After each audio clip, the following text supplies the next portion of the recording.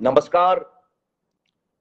Rajasthan tourism के सभी साथियों को, राजस्थान टूरिस्ट के सभी चाहने वालों को, और मैं राहुल भटनागर आप सबका आज के इस सेशन में स्वागत करता हूं।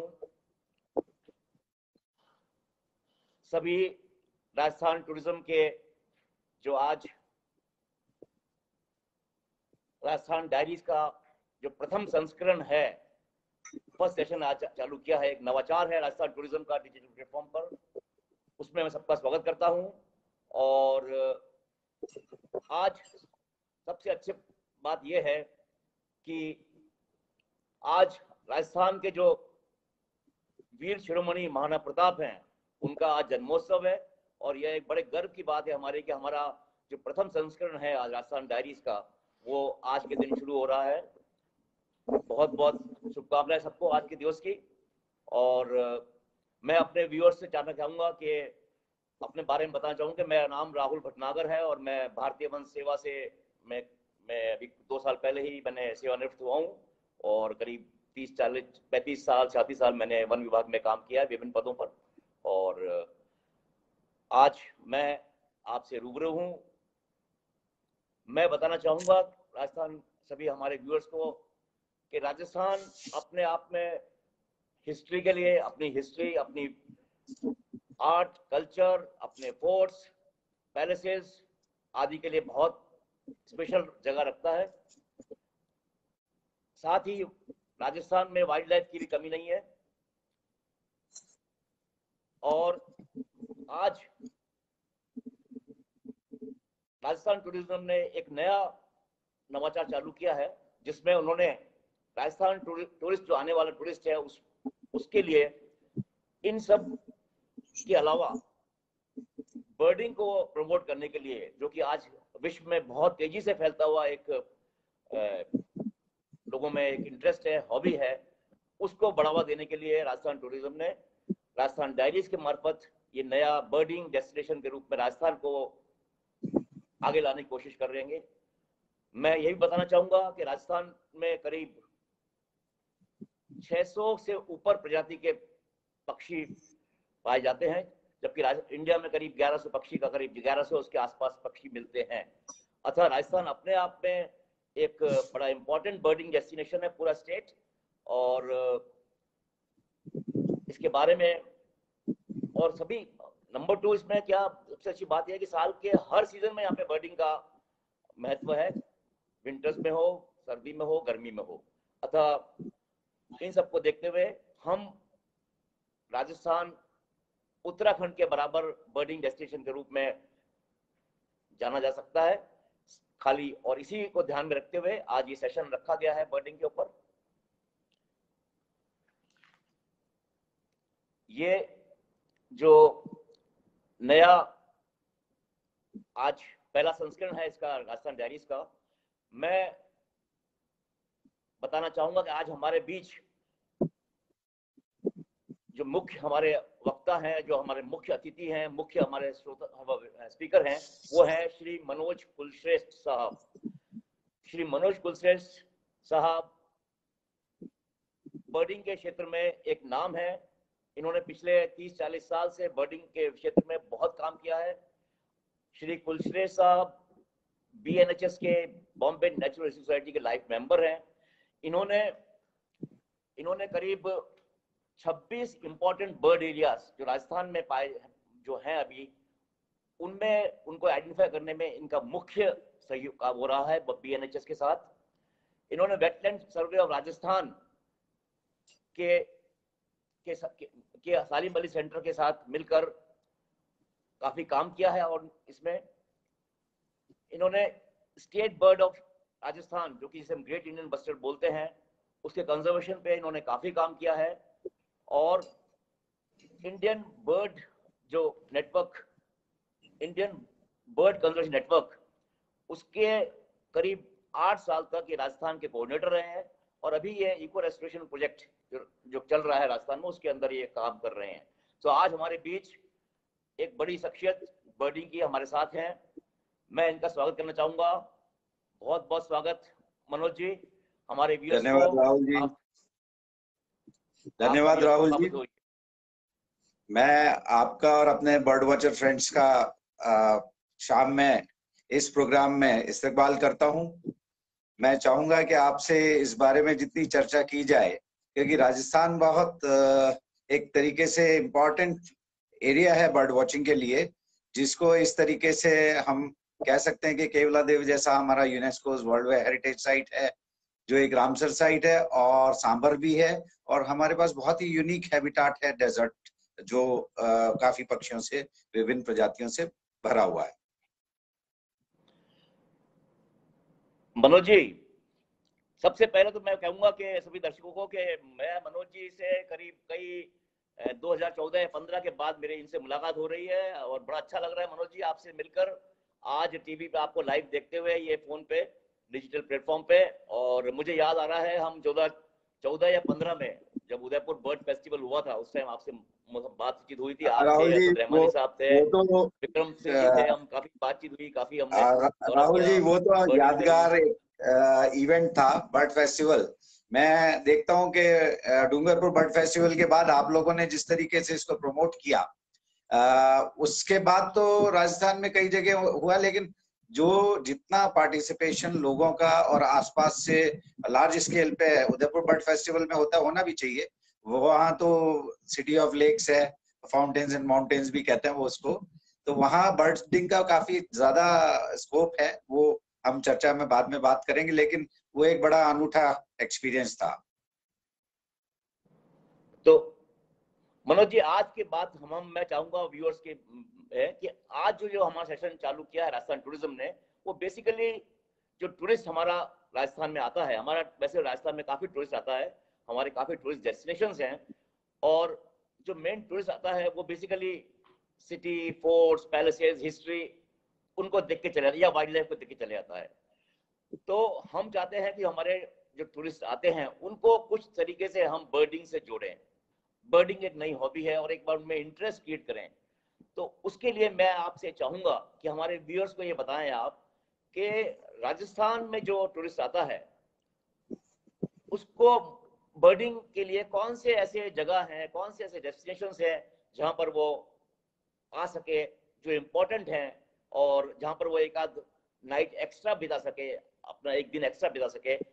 ऐसे बर्डिंग्स के बारे में जरा बताएं हमें, उनकी जानकारी के लिए, आने वाले बर्डर्स के लिए। राहुल जी, बिल्कुल सही कहा कि राजस्थान पर्यटन के क्षेत्र में एक बड़ा नाम है, और जो टूरिस्ट ऑलरेडी यहाँ आ रहे हैं अपने डोर स्टेप पे, उनको अगर हम कोई एक और आयाम दे दें या कोई और एक्टिविटी उनको सजेस्ट करते हैं जिसकी तरफ उनका ध्यान अपने आप अगर नहीं गया हो, तो इस चर्चा के माध्यम से चला जाएगा कि अगर जयपुर जैसी जगह जो इंटरनेशनल मैप पे है, जो वेल कनेक्टेड है सभी जगह से, कोई अगर वहां तक आ जाता है तो वो वहां से केवलादेव नेशनल पार्क भी जा सकता है, जहां हजारों नेस्ट बनाए जाते हैं, यूनेस्को की वर्ल्ड हेरिटेज साइट तो है ही, और माइग्रेटरी बर्ड्स के लिए बहुत इंपॉर्टेंट डेस्टिनेशन है।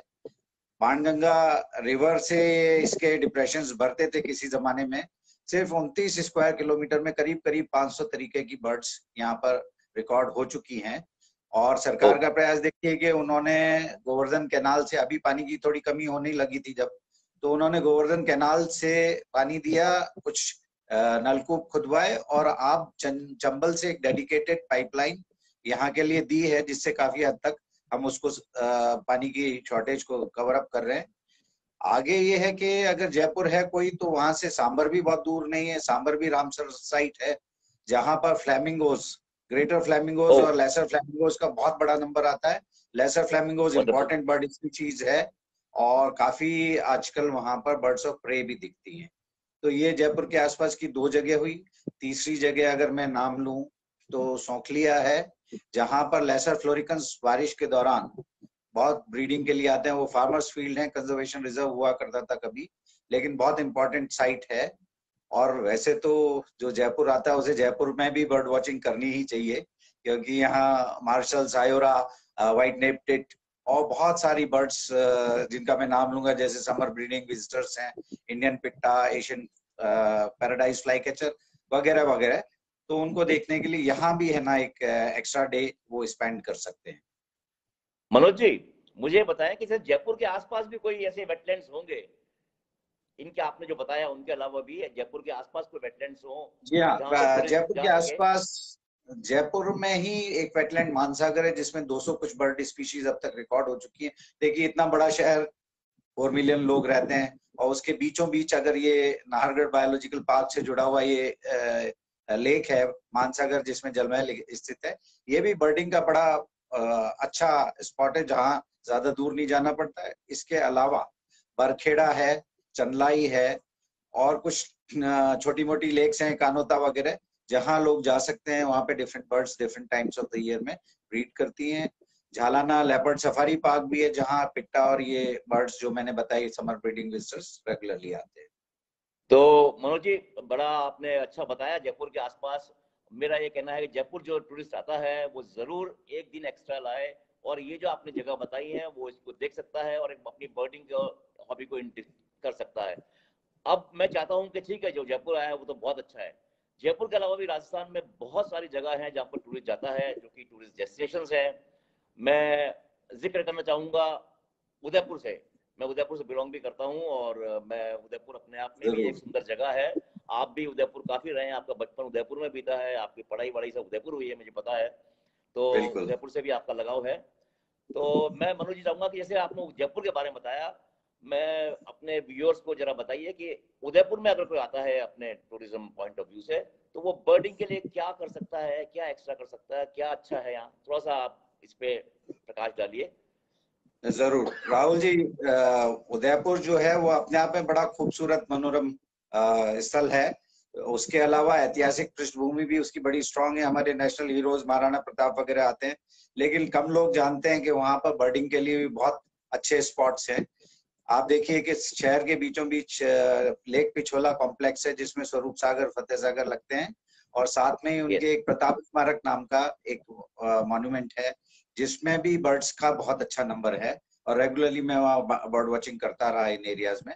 इसके अलावा बागदड़ा है, एक बड़ी खूबसूरत लेक है, बिल्कुल शहर के पास है लेकिन कट ऑफ सी है, वहाँ डिस्टर्बेंस नहीं है। तो बिल्कुल। वहाँ बल्कि मैं अपना अनुभव शेयर करूं तो सबसे पहला जो क्रेस्टेड हॉक ईगल, जिसको आप चेंजेबल हॉक ईगल कहते हैं, वो मैंने देखा। नीचे तो क्रोकोडाइल्स थे और ऊपर वो बर्ड बैठा हुआ था, और इतना डिस्ट्रैक्शन था क्रोकोडाइल्स की वजह से, पर फिर भी हम अपना मोह नहीं छोड़ पा रहे थे। तो बागदड़ा है, वहाँ कुछ स्पीशीज दिखती हैं। फिर आप अगर जाएं तो उदयपुर से ही आसपास में माउंट आबू दूर नहीं है, जो ग्रीन मुनिया के लिए बहुत अच्छा एक हाँ। स्थान है, देखा जा सकता है।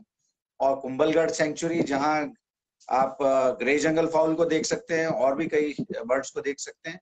इसी प्रकार जवाई डैम भी वहां से दूर नहीं है, जो उदयपुर के एरिया में ही आता है, बिल्कुल। लगते हुए एरिया में, बिल्कुल। जिसमें आप हजारों की संख्या में वाटर बर्ड्स को देख सकते हैं, जिसमें गूज हैं। स्पेशली बार हेडेड गीज को तो हम इम्पोर्टेंट मानते हैं जो वहां दिखती हैं।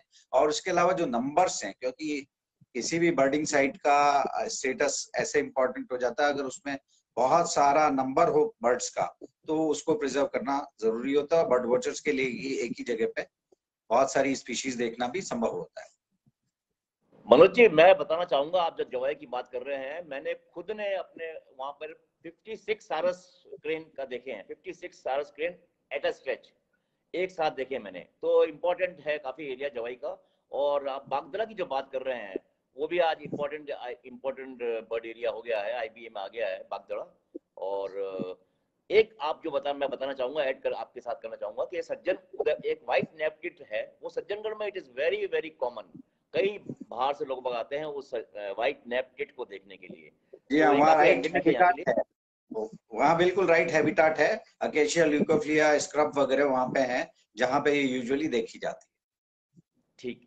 तो मनोज जी थैंक यू, आपने अच्छा उदयपुर के बारे में बताया। अब हम राजस्थान के अगले कोने चलते हैं, जो आपको जो कि बिल्कुल डेजर्ट वाला मैं बात कर रहा हूँ। जो डेजर्ट एक अलग है, अपन यहाँ जिलों से निकल के जाते हैं डेजर्ट, जैसलमेर, बीकानेर और वो जो चूरू वाला एरिया है, उसके बारे में अगर कोई जाता है टूरिस्ट हमारा, जो जैसलमेर, जोधपुर वगैरह, वो बर्डिंग के रेफरेंस में उसके लिए क्या वहाँ रखा हुआ है, क्या कर सकता है, आप जरा इस पर प्रकाश डालिए थोड़ा सा। जी हाँ जी, बड़ी खूबसूरत बात है कि हमारा जो राज्य है अभी सबसे बड़ा राज्य है, और इसमें अरावली इसको दो हिस्सों में बांट देता है बड़ी खूबसूरती से। ईस्टर्न और सदर्न राजस्थान में कुछ दिखता है, तो वेस्टर्न राजस्थान में कुछ और दिखता है।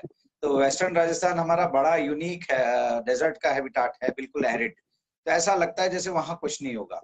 लेकिन वहां जब हम बर्ड वॉचिंग के लिए जाते हैं तो पहली बात तो ये है कि हमारा जो राज्य पक्षी है, ग्रेट इंडियन बस्टर्ड या लोकली उसको गोडाउन कहते हैं, उसकी जो मैक्सिमम संख्या बची है, हालांकि वो उसका अस्तित्व संकट में है, उसके लिए ब्रीडिंग प्रोग्राम्स वगैरह सरकार चला रही है और कैप्टिव ब्रीडिंग भी होगा, एक्सिटू भी होगा। खैर वो थोड़ा सा वैज्ञानिक बात है, लेकिन उसको देखने के लिए अगर आप चाहें, बहुत कम संख्या में चिड़िया बचने के बावजूद भी जैसलमेर के पास सुधासुरी और सम बहुत अच्छे एरियाज हैं, एनक्लोजर्स हैं, जिनमें जाके उनको देखा जा सकता है। साथ ही साथ वहाँ हुबारा बस्टर्ड भी विंटर में देखा जाता है। और अगर आप देखें तो वहां पर रेड टेल्ड व्हीटियर, ये रेड ट्रम्पेटर बुलफिंच और डेजर्ट लाख, इस तरीके से बहुत सारी बर्ड्स दिखाई देती हैं। Black bellied sandgrouse, laggar falcon, तो ये इंपॉर्टेंट बर्ड्स हैं वहाँ की, जिनको देखने के लिए डेजर्ट ही जाना पड़ता है। और बहुत आसानी से अगर आप कुछ उनका पालन करें तो बहुत आसानी से आप है ना इन चीजों को देख सकते हैं, इन प्रजातियों को देख सकते हैं। बहुत अच्छा। और इसके अलावा अपन डेजर्ट के अलावा अपन जैसलमेर की आपने बात करी, ग्रेट इंडियन बस्टर्ड की। अब आजकल मैं सुनता हूँ एक नाम बहुत ज्यादा आता है, वो जोड़बीड़ का। जोड़बीड़ कहीं है बीकानेर के आसपास, मैं गया नहीं, लेकिन मैं आपसे चाहूंगा कि आप हमें दर्शकों को बताएं कि जोड़बीड़ काफी फेमस है और उसका क्या स्टेटस है, वहाँ क्या दिखता है, लोग क्या फोटोग्राफी कर सकते हैं। जरा जोड़बीड़ और उसके आसपास के बारे में बताएं थोड़ा सा और। जी, डेजर्ट में क्या ग्रासलैंड्स हैं, और ग्रासलैंड्स पे जर्बिल्स और ये सब बहुत होते हैं, तो बर्ड्स ऑफ प्रे के लिए बहुत खूबसूरत जगह है पूरा डेजर्ट। तो जब आप जैसलमेर से चलते हैं बीकानेर के लिए, जहाँ जोड़बीड़ है, तो रास्ते में एक फलौदी आता है खींचन, वहाँ 5 मिनट 10 मिनट रुक सकते हैं। वहाँ ट्रेडिशनली उनको चुग्गा डाला जाता है, हजारों की संख्या में डमर्सल क्रेन्स दिखते हैं। वो अपने आप में एक साइट है, लेकिन आप एक छोटा सा ब्रेक लेके, टी ब्रेक लेके आगे बीकानेर जा सकते हैं। आउटस्कर्ट्स पे कैमल ब्रीडिंग फार्म पे एक कार्कस डंप हुआ करता था, तो वो डंप ये मानिए कि उसने इतना भला किया इन बर्ड्स ऑफ प्रे का, कि वहाँ हजारों की संख्या में वल्चर्स इकट्ठे होने लगे। और जो वल्चर्स हमारे अपने वल्चर्स हैं, जो माइग्रेटरी नहीं है, जैसे व्हाइट रम्प वल्चर है और लॉन्ग बिल्ड वल्चर है, जिसे अब इंडियन वल्चर कहते हैं, इनको भी देखे जाने की वहाँ पे पूरी संभावना होती है। इसके अलावा माइग्रेटरी वल्चर्स हैं, जैसे यूरेशियन ग्रिफन है, सिनेरियस है, और हिमालयन ग्रिफन है, ये सब भी वहाँ दिखते हैं। इसके अलावा ईगल्स के लिए बहुत खूबसूरत जगह है, जहाँ पे आप ईगल्स के लिए, क्योंकि ईगल्स को ऐसे अचानक देख पाना मुश्किल होता है, लेकिन वहाँ पे इंपीरियल ईगल भी दिखती है, स्पॉटेड ईगल भी दिखती है, और भी कई किस्म की ईगल्स दिखती हैं। और एक इंटरेस्टिंग बर्ड जो वहाँ पे अब बहुत आसानी से हम देखते हैं हर विंटर में, वो है येलो आइड पिजन, जिसका डिस्ट्रीब्यूशन बहुत छोटे से एरिया में है, जो पाकिस्तान और इधर हमारी तरफ दोनों तरफ मिलता है, लेकिन बहुत कम संख्या में दिखता था पहले बीकानेर में। अब वो काफी संख्या में यहाँ पर दिखता है जोड़बीड़ में। और अगर आप चाहते हैं कि उसको फोटोग्राफ करें या देखें, या और बर्ड्स ऑफ प्रे को बहुत नजदीकी से देखें, क्योंकि कार्कस डंप की वजह से वो वहीं पे रहते हैं, कहीं नहीं जाते आसपास ही, आई लेवल से बहुत ऊंचे नहीं होते, छोटे छोटे पेड़ हैं इसके, अकेशिया सेनेगल के या खेजड़ी के, या कुमटा कहते हैं अकेशिया सेनेगल, और इस तरीके के छोटे पेड़ हैं, जिन पे आप आई लेवल के करीब करीब अगर आप व्हीकल में हैं तो बहुत आसानी से आप उनको फोटोग्राफ कर सकते हैं। ओके मनोज जी, और फिर आप बताएं और इसके बारे में, कोई और कोई वहाँ इंपॉर्टेंट एरिया हो डेजर्ट में।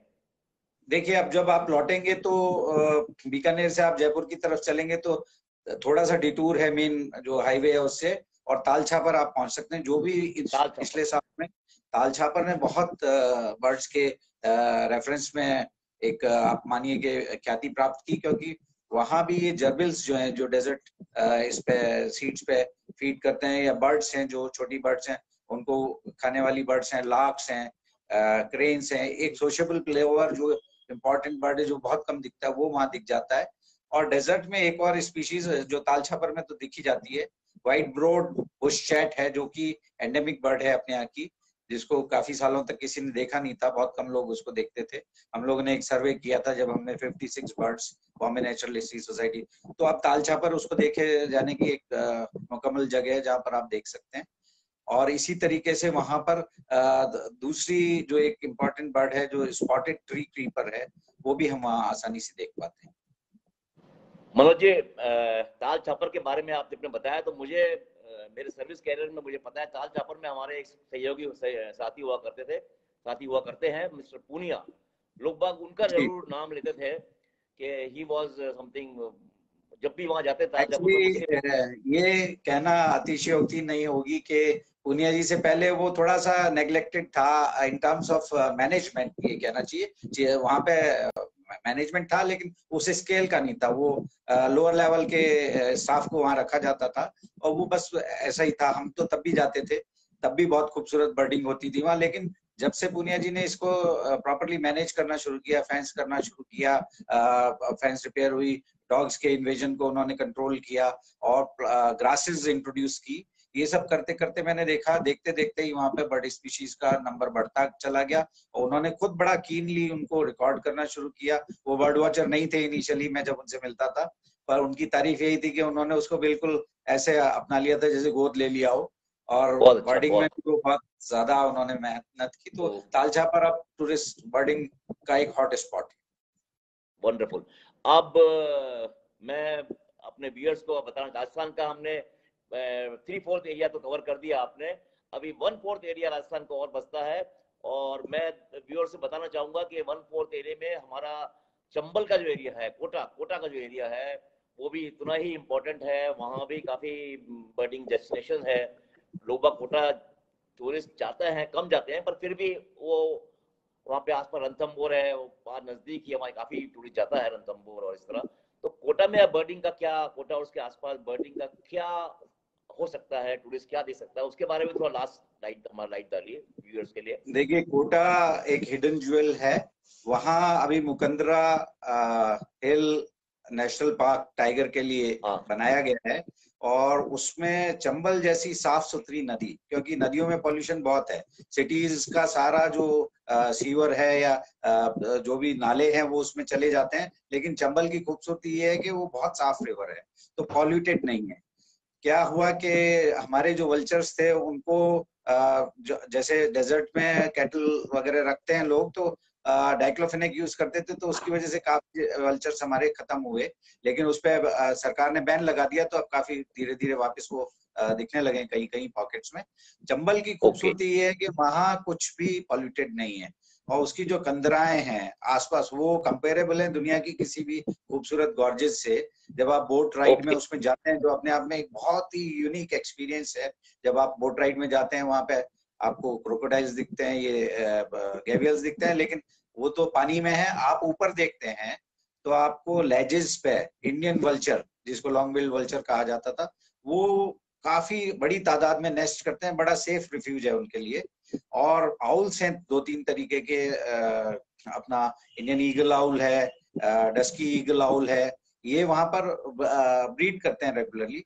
तो उसके लिए वो साइट है। पेरिग्रीन फाल्कन भी वहां पे बहुत रेगुलरली दिखता है, और भी इस तरीके की बोनेलीज ईगल बहुत रेगुलरली दिखती है, हर राइड में ऑलमोस्ट मुझे दिखती है। तो मैं ये सोचता हूँ कि वो भी एक बहुत इंपॉर्टेंट डेस्टिनेशन है, not only because of bird species, वहां पे बोट राइड एक्सपीरियंस है और उसके साथ बोनस में आपको इतनी बर्डिंग दिख रही है, और जब आप उसको करके आते हैं तो आपको लगता है कि आपका ये लाइफ टाइम एक्सपीरियंस था। तो I would suggest it should be missed by any bird watcher if he is visiting Rajasthan. Wonderful wonderful. तो इन सब बातों से हमें ये पूरा है व्यूअर्स को कि राजस्थान खाली फोर्ट पैलेसेस हिस्ट्री के अलावा, वाइल्ड लाइफ के अलावा, there is another one dimension more to the viewers. They should spend some more time for the birding को एक नया, उसके लिए राजस्थान को चुना जाए हमारे व्यूअर्स। और साथ ही मैं अब ये भी बताऊंगा, जो नए हमारे विजिटर्स आते हैं, जो टूरिस्ट आता है, उनको खाली ये थोड़ा सा आप जरूर बताएं कि जब अगर वो आते हैं यहाँ पे, तो बर्डिंग के लिए उनको क्या डूज हैं, क्या उन्हें करना चाहिए, क्या नहीं करना चाहिए, जिससे कि उनका जो ट्रिप है वो सक्सेसफुल रहे। स्मॉल नोट ऑफ कॉशन, क्या डूज हैं और क्या डोंट्स बहुत जरूरी है, बहुत जरूरी है ये। जैसा आपने पहले मेंशन किया था कि एरिया बहुत बायोडाइवर्सिटी बहुत है, एवियन बायोडाइवर्सिटी है मस्त से, तो इसके लिए थोड़ी सी तैयारी तो करनी पड़ती है। जब आप किसी विशेष मकसद के लिए कहीं जा रहे हैं तो थोड़ी तैयारी जरूरी होती है। तो उस तैयारी में ऐसा बहुत कुछ नहीं है, क्योंकि आप वॉक करेंगे बहुत सारे एरिया में, तो आपको फील्ड शूज चाहिए होते हैं। जो कंफर्टेबल होने चाहिए, कोई ज्यादा आवाज वगैरह ना करें, वो जैसे बहुत बार जूते आवाज करते हैं उस तरीके के ना हो, फील्ड शूज हो, कंफर्टेबल हो। दूसरा आपको क्या है कि बैकग्राउंड से मिलते जुलते अर्दी कलर के या ओलिव कपड़े। ग्रीन या कैमोफ्लेजिंग के लिए कपड़े पहने हुए होने चाहिए। एक कैप हो अगर तो बहुत अच्छा है, वो फेमिलियर जो ह्यूमन बॉडी आउटलाइन है उसको ब्रेक करती है। और दूसरा ये है कि आप स्काई लाइन से नीचे रहें, आपके पीछे, पीठ के पीछे या तो पेड़ या पहाड़ या कुछ ऐसी चीज होनी चाहिए। आप ऊपर दिखेंगे तो उनको, बर्ड्स को बहुत जल्दी दिख जाएंगे, तो वो अरेस्ट कर लेंगे अपनी ओके। एक्टिविटीज को। आपको उनका मूवमेंट नहीं दिखेगा तो आप लोकेट नहीं कर पाएंगे। ये है कि जब आप वॉक कर रहे हैं, धूप भी हो सकती है, जैसा आपने कहा कि हर सीजन में बर्डिंग,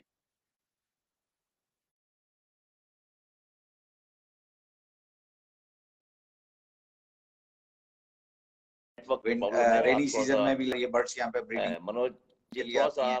और कुछ फिर हमारे माइग्रेटरी बर्ड्स कुछ के, नेटवर्क। माइग्रेटरी बर्ड्स के लिए भी हमारा राजस्थान बहुत महत्वपूर्ण है। तो जब आप ये सब कर रहे हैं तो वॉक करेंगे, ढूंढेंगे, थोड़ा पानी भी आपको चाहिए होगा तो एक बॉटल पानी की। और जब बर्ड देख लेंगे पानी। तो आप चाहेंगे कि कुछ नोट करें, तो एक नोटबुक और पेन। और फिर जब नोट कर लेंगे, अगर आपके पास दूरबीन है तो दूरबीन प्रेफरेबली अगर 8x40 की हो तो काफी हैंडी रहती है। 8x40। ओके। 8x40 मैग्निफिकेशन है, 8 गुना मैग्नीफाई हो जाता है, 40 उसका ऑब्जेक्टिव साइज है, इस तरीके से 8x40 होता है। और फिर अगर डॉक्यूमेंट करना है आपको तो नोटबुक है, लेकिन रेफर करने के लिए एक फील्ड बर्ड गाइड बुक और अगर हो तो बहुत ही, फील्ड में ही आपने देखा और रेफर कर लिया तो, हालांकि मोबाइल में भी एप्स हैं आजकल तो आप वो डाउनलोड करके आ सकते हैं। अगर आप किताब नहीं कैरी करना चाहते, वो आसान होता है आजकल मोबाइल में। तो ये कुछ जरूरी चीजें हैं जो करने के लिए हैं। और नहीं करने के लिए तो देखिए, जब ब्रीडिंग बर्ड्स हैं और आप उनको जाते हैं, नजदीक से देखना चाहते हैं, तो वो एक्सपोज हो जाते हैं, नेस्ट उनके बच्चों को दूसरे जानवर भी खा लेते हैं और वो उनके लिए थोड़ा सा डिस्टर्बिंग होता है, वो ना करें। शोर ना करें क्योंकि उससे भी बर्ड्स को डिस्टरबेंस होता है, वो छोड़ देती है जगह। तीसरी बात यह है कि हमारे यहाँ कहते हैं कि 1 इज कंपनी, 2 इज क्राउड। अगर आप जा रहे हैं तो एक जना साथ में है तो ठीक है, ज्यादा लोग होते हैं बर्डिंग में तो आपको वो रिजल्ट्स नहीं मिल पाते, इतना रिवार्डिंग नहीं होता क्योंकि बर्ड्स डिस्टर्ब होके चली जाती हैं। तो बेहतर है कि आप एक दो के अलग अलग समूह में जाएं, ज्यादा भीड़ ना लगाएं। मनोज जी, एक आपने बताया कि जरूर अपने ये सब बातें बताई, लेकिन मैं आपको ये बताना, आपने बताया कि अकेले जाएं ऐसी तरह, लेकिन उदयपुर में मैं देख रहा हूँ, उदयपुर के आसपास के आजकल कई सारे नवयुवक हैं, नए लड़के हैं, कोई वेटलैंड्स के आसपास कई सारे ऐसे ग्रामीण हैं जो कि इतने अच्छे बर्ड आइडेंटिफाई करते हैं और they have become eco guides for birding. जी तो हाँ, मेरा ये मैं मानना उस है कि पे, अगर उनको उनको अगर लिया जाए तो उनके भी आमदनी होगी and they will provide as a good guide. वो लोकल देखिए वेटलैंड में काफी। ये बात कमेंट होने से रह गई थी कि जब उदयपुर में है तो वहां पे एक कुछ 2-3 लेक्स ऐसी हैं, मैनार जो अपने आप में एग्जाम्पल है, किशन करेरी भी है, जहां लोकल यस। गांव वालों ने उन लेक्स का इस्तेमाल ऐसा कर दिया कि उसके पानी में ना कोई कपड़े धो सकता है ना और कोई जानवर, वो रिचार्ज के लिए है खाली।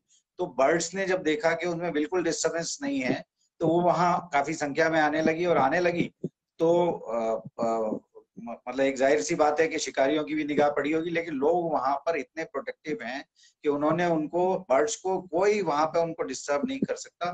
तो वो अपने आप में एक मिसाल हुई कंजर्वेशन की, जो शायद आप ही के दौरान कार्यकाल के दौरान में ये सब चीजें डेवलप हुई हैं, तो आपको भी सब पता ही है, मैं बता रहा हूँ। नहीं। हाँ। लेकिन क्योंकि मैं इम्प्रेस हुआ इस बात से तो मैंने कहा जिक्र जरूरी है। और वहां पे ही कुछ लोग हैं जो बहुत अच्छे बर्ड गाइड की तरह डेवलप हुए। और इसी तरीके से है ना, एक जगह झालावाड़ भी है जिसका मेंशन मैंने नहीं किया, वहां भी बर्डिंग अच्छी है। पर सारी जगह तो अब जब आना शुरू करेंगे तो लोगों को अपने आप भी कुछ पता पड़ेगा कि राजस्थान में इतना इतना है कि आपको कभी बर्ड वॉचिंग के दिशा में निराश नहीं होना पड़ेगा। तो ये मैं कहना चाहता हूँ। और फिर आप जैसे लोग हैं जो रिटायरमेंट के बाद भी जुड़े हुए हैं, और भी ऐसे नहीं आपके सहयोगी होंगे जिनको आप है ना अपने उसमें लीजिए, और इस काम को हम आगे दिशा दिखाते हैं कि अच्छी। तो बड़ा आपने हमारे व्यूअर्स को बताना चाहूंगा कि मनोज जी ने अपनी जो भी इनका इतने सालों का निचोड़ है, मतलब आज 30-40 साल का जो निचोड़ है, वो अपने दर्शकों को आधे घंटे में इन्होंने बताने की कोशिश करी है। ये एक पहली पहल है। पहला तो मेरा व्यूअर से ये वो है कि हमारे से जुड़े रहें, राजस्थान डायरीज के अगले संस्करण से जुड़े रहें। ये पहला संस्करण है, ऐसे कई संस्करण आपको मिलेंगे अलग अलग टॉपिक्स पे, अलग अलग चीजों पे, और जो कि राजस्थान टूरिज्म को एक नया आयाम देंगे। मैं सभी व्यूअर्स का बहुत बहुत धन्यवाद हूँ राजस्थान टूरिज्म की तरफ से भी कि उन्होंने नई पहल करी, और मेरी बेस्ट विशेष है टूरिज्म डिपार्टमेंट राजस्थान को, जो जिसने ये कदम उठाया एक बर्डिंग को एक नया आयाम देने का। Thank you Rajasthan tourism. और मेरा व्यूअर्स से निवेदन है कि अगर किसी ने कोई क्वेश्चन दिए हैं तो हम देखते हैं, हम उसके जवाब देते हैं, और नहीं होगा तो हम आपको बाद में उसका व्यू करके जवाब देंगे। तो मैं देख रहा हूँ कुछ लोगों ने कोई क्वेरी अगर आई है तो प्लीज वापस अगर भेज सकें। वैसे तो मुझे कोई क्वेरीज दिख नहीं रही, तो ऐसा कोई। राहुल जी, चर्चा की शुरुआत है ये। जैसा आपने कहा कि हम चर्चा करते रहेंगे, मिलते रहेंगे और इस चर्चा को आगे बढ़ाते रहेंगे। आने वाले और एपिसोड्स अगर होते हैं इसमें, जैसा आपका इरादा है डिपार्टमेंट ऑफ टूरिज्म के साथ, तो आपको शुभकामनाएं। डिपार्टमेंट ऑफ टूरिज्म को धन्यवाद। Thank you tourism for all the for the session, and Rajasthan Diaries successful हो, यही शुभकामनाओं के साथ we end. Thank you.